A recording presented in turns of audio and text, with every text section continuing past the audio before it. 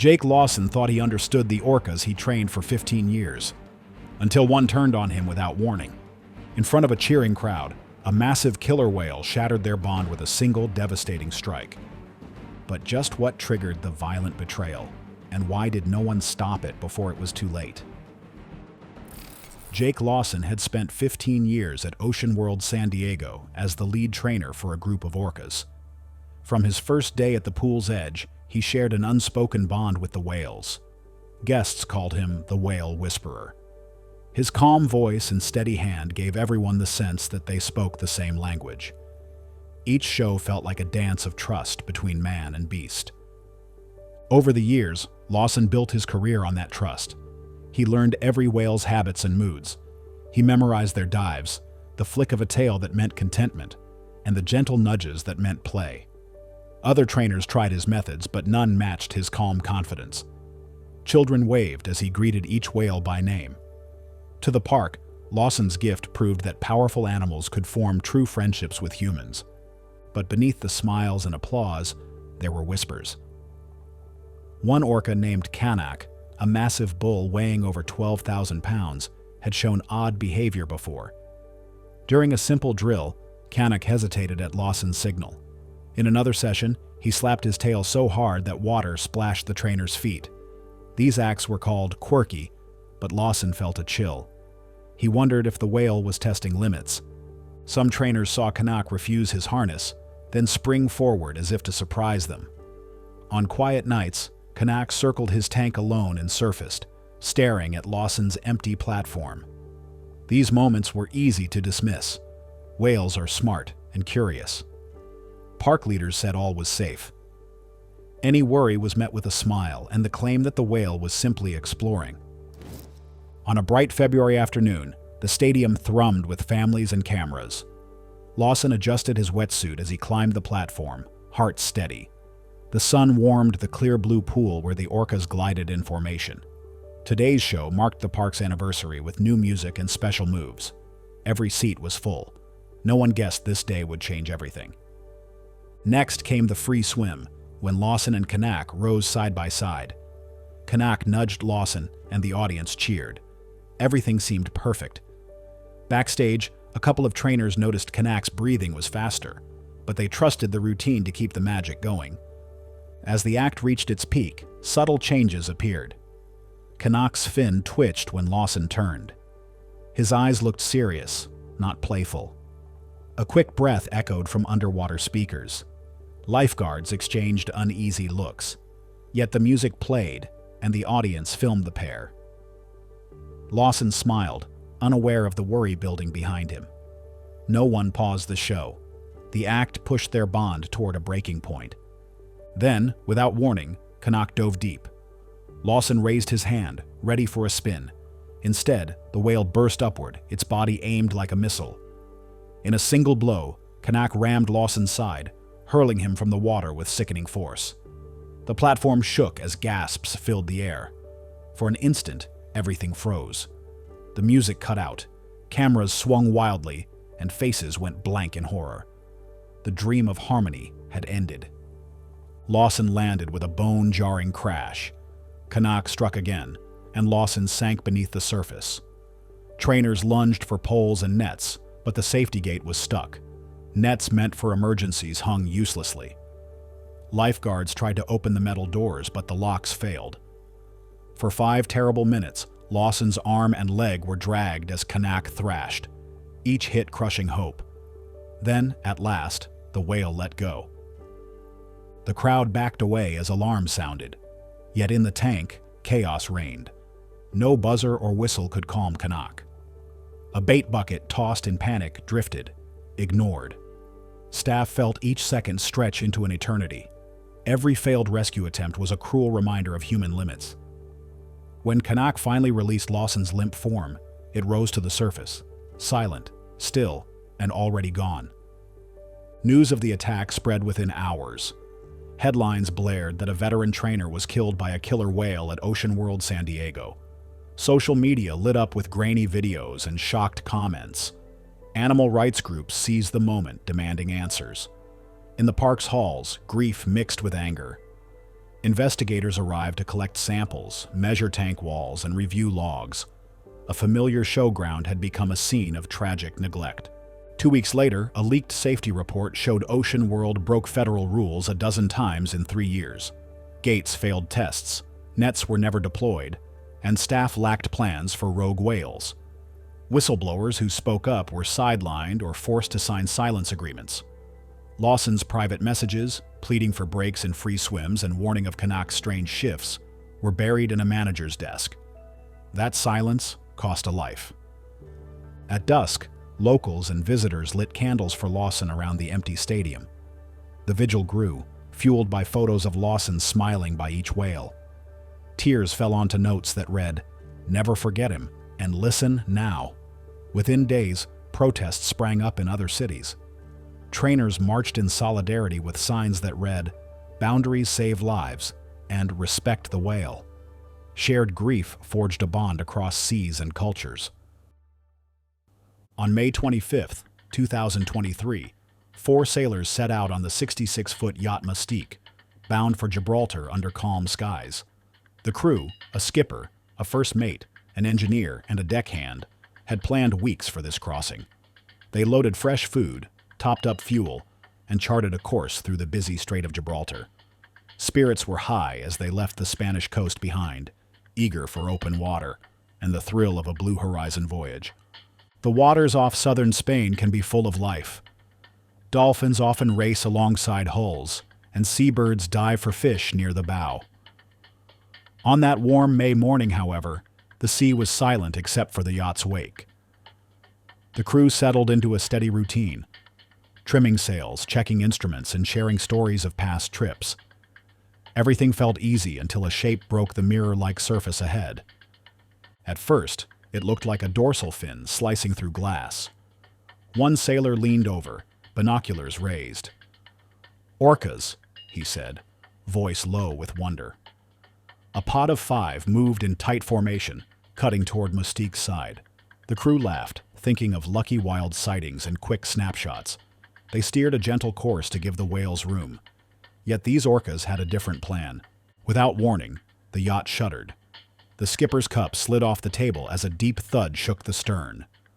"What was that?" he muttered, gripping the wheel. The engineer rushed back, eyes wide. "Rudder's hit!" he cried. The rudder, the blade that steers the yacht, had taken a brutal blow. It felt like running onto a hidden rock far below the hull. Before the crew could react, another impact struck. This time, the jolt knocked one sailor off his feet and sent tools clattering across the deck. The hull creaked and groaned under the force. Water spurted through a small crack near the waterline. Panic rippled through the team. They realized the pod was circling back, each orca ramming the rudder as if targeting the yacht's heart. Frantic hands reached for radios and flares. "Mayday! Mayday! This is Mystique, off Punta de Trafalgar. We've been hit by orcas. We need rescue." The radio crackled with static, but a nearby ship acknowledged the call. Meanwhile, the yacht lurched and pitched as the pod struck again. Every crash felt like hitting the bottom at full speed. On deck, the deckhand grabbed a bucket of bait fish and hurled it overboard, hoping to distract the orcas. The whales surfaced, eyes fixed on the splashing fish, but they ignored it. Their focus stayed on the rudder. At times, the pod moved away, only to return with renewed force. The crack in the hull widened, and water sloshed inside the lower cabin. Minutes felt like hours. The skipper barked orders to slow the engines and to prepare life jackets. The engineer struggled to keep the pumps running as water rose near his ankles. The first mate scanned the horizon for rescue vessels. Above, dark fins reappeared like sentinels coming home. Fear mixed with awe. The crew faced the raw strength of nature in a way they never expected. Back on shore, the Spanish Maritime Rescue Service scrambled crews. A fast patrol boat and a rescue helicopter were dispatched from Cadiz. In the chopper, rescuers peered down at the stricken yacht, now adrift and listing.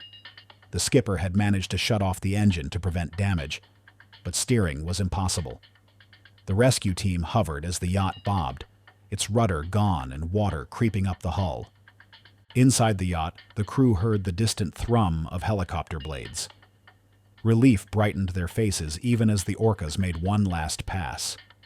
Then, as quickly as they came, the whales slipped back beneath the waves and vanished into the blue. Silence fell. The yacht settled in the swell, wounded but still afloat. The helicopter winched down 2 rescuers.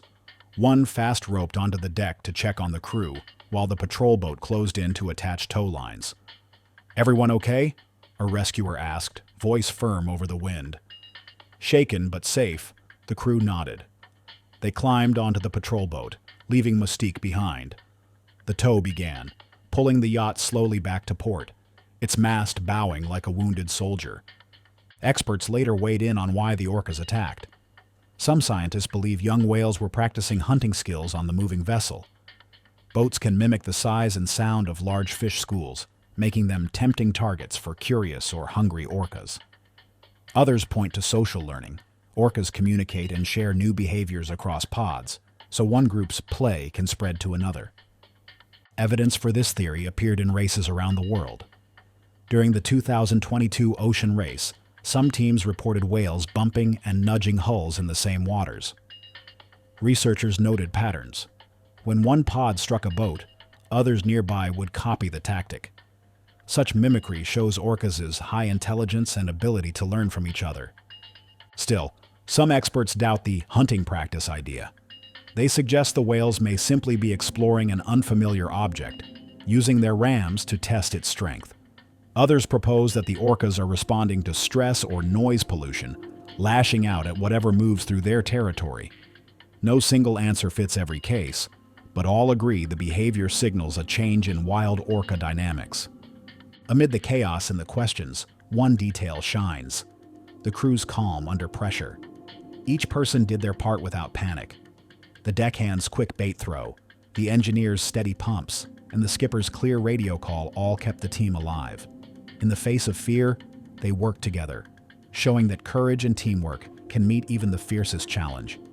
When Mystique finally reached harbor, locals lined the quayside to lend help. Mechanics dove into repairs, and welders sealed the hull. Friends brought coffee and warm clothes to the sailors, offering comfort after their ordeal. The yacht, once a symbol of luxury freedom, now stood as a reminder of respect for both the sea and its greatest guardians. On November 7, 2023, in the restless waters of the Strait of Gibraltar, the Polish yacht Gratzy Mama set its course under a pale morning sky. The sea was calm, almost glassy, as the 4 sailors, 2 friends, a seasoned skipper, and a deckhand, prepared for another day at sea. None expected their voyage to turn into a fight for survival. Within hours, the ocean's gentle face would reveal a fierce side, testing the crew's courage and unity like never before. The Gratzy Mama was a sturdy vessel of 80 feet, built for comfort and speed. Its bright white hull shone in the sun, and its cabin offered warmth on cool mornings. The skipper, a man of 50 with decades of ocean miles behind him, steered with steady hands. His first mate, a woman in her 30s, managed the sails and navigation. 2 younger sailors handled lines and looked out for hazards. Together they shared smiles and coffee as the yacht glided along its plotted course. At first, the day felt like any other crossing. Seabirds wheeled overhead, and the hum of the engine blended with the soft slap of waves on the hull. The crew chatted about fishing spots and family back home. The skipper pointed toward a rocky outline on the horizon. "That's Punta Europa," he said. "We'll turn toward Tangier after that." Spirits were high, and the breeze filled the sails just enough to lift the bow. Then a dark fin cut through the water 200 yards off the starboard side. At first, the sailors thought it was a dolphin. When the fin rose straight, tall and triangular, excitement spread. "Orcas!" yelled the deckhand, grabbing binoculars. The whales moved together in a tight formation, their sleek black backs arcing over the waves. Cameras clicked as the crew watched the wild giants of the sea. Their wonder soon turned to alarm. The pod didn't drift past. They headed straight for the yacht. The first impact came without warning. A heavy jolt rattled the rudder, sending a shock through the tiller. The deckhand stumbled into the rail as if the boat had struck a reef. Water sprayed in from beneath the stern. The sailors froze, eyes wide at the orcas closing in like hunters on prey. Over the next 45 minutes, the pod zeroed in on the rudder, ramming it again and again. Each blow felt like a hammer strike through the wood. The hull trembled, and splinters from the fin stock lay scattered on deck. Pumps roared as water poured into the engine room. The first mate barked orders. Slow the engine, start the bilge pumps, send the mayday call. Inside the cabin, the engineer fought the rising tide of water. He strapped himself to the console, flipping switches and checking gauges as seawater lapped at his boots.